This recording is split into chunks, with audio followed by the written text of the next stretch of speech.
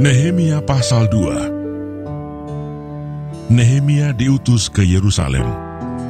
Pada bulan Nisan tahun ke-20 pemerintahan Raja Artasasta, ketika menjadi tugasku untuk menyediakan anggur, aku mengangkat anggur dan menyampaikannya kepada Raja. Karena aku kelihatan sedih yang memang belum pernah terjadi di hadapan Raja, bertanyalah ia kepadaku, "Mengapa mukamu muram, walaupun engkau tidak sakit? Engkau tentu sedih hati." Lalu aku menjadi sangat takut. Jawabku kepada Raja, "Hiduplah Raja untuk selamanya. Bagaimana mukaku tidak akan muram kalau kota, tempat pekuburan nenek moyangku, telah menjadi reruntuhan dan pintu-pintu gerbangnya habis dimakan api?"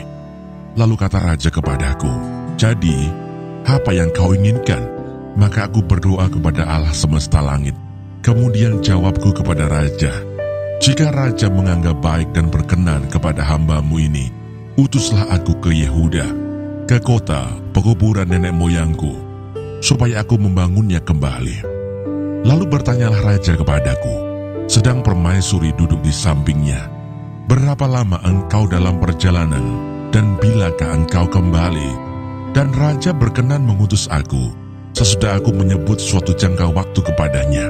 Berkatalah aku kepada Raja, "Jika Raja menganggap baik, berikanlah aku surat-surat bagi bupati-bupati di daerah seberang sungai Efrat, supaya mereka memperbolehkan aku, lalu sampai aku tiba di Yehuda. Pula sepucuk surat bagi Asaf, pengawas taman Raja, supaya dia memberikan aku kayu untuk memasang balok-balok pada pintu-pintu gerbang di benteng bait suci, untuk tembok kota dan untuk rumah yang akan kudiami." Dan Raja mengabulkan permintaanku itu, karena tangan Allahku yang murah melindungi aku. Maka datanglah aku kepada bupati-bupati di daerah seberang sungai Efrat, dan menyerahkan kepada mereka surat-surat Raja. Dan Raja menyuruh panglima-panglima perang dan orang-orang berkuda menyertai aku.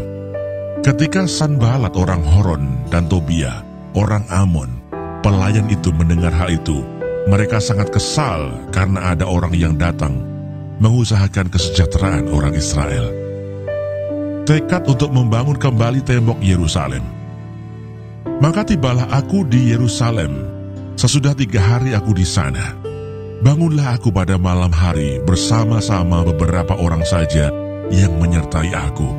Aku tidak beritahukan kepada siapapun rencana yang akan kulakukan untuk Yerusalem yang diberikan Allahku dalam hatiku. Juga tak ada lain binatang kepadaku kecuali yang kutunggangi. Demikianlah pada malam hari, aku keluar melalui pintu gerbang Lebak ke jurusan mata air ular naga dan pintu gerbang sampah. Aku menyelidiki dengan seksama tembok-tembok Yerusalem yang telah terbongkar dan pintu-pintu gerbangnya yang habis dimakan api. Lalu aku meneruskan perjalananku ke pintu gerbang mata air dan ke kolam Raja, karena binatang yang kutunggangi tidak dapat lalu di tempat itu. Aku naik ke atas melalui wadi pada malam hari dan menyelidiki dengan seksama tembok itu. Kemudian aku kembali, lalu masuk melalui pintu gerbang Lebak. Demikianlah aku pulang. Para penguasa tidak tahu kemana aku telah pergi dan apa yang telah kulakukan, karena sampai kini aku belum memberitahukan apa-apa kepada orang Yahudi, baik kepada para imam maupun kepada para pemuka, kepada para penguasa dan para petugas lainnya. Berkatalah aku kepada mereka, "Kamu lihat kemalangan yang kita alami, yakni Yerusalem telah menjadi reruntuhan dan pintu-pintu gerbangnya telah terbakar. Mari kita bangun kembali tembok Yerusalem, supaya kita tidak lagi dicela." Ketika aku beritahukan kepada mereka betapa murahnya tangan Allahku yang melindungi aku, dan juga apa yang dikatakan Raja kepadaku, berkatalah mereka, "Kami siap untuk membangun." Dan dengan sekuat tenaga, mereka mulai melakukan pekerjaan yang baik itu.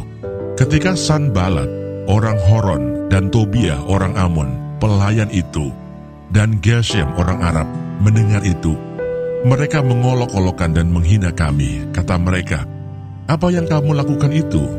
Apa kamu mau berontak terhadap Raja?"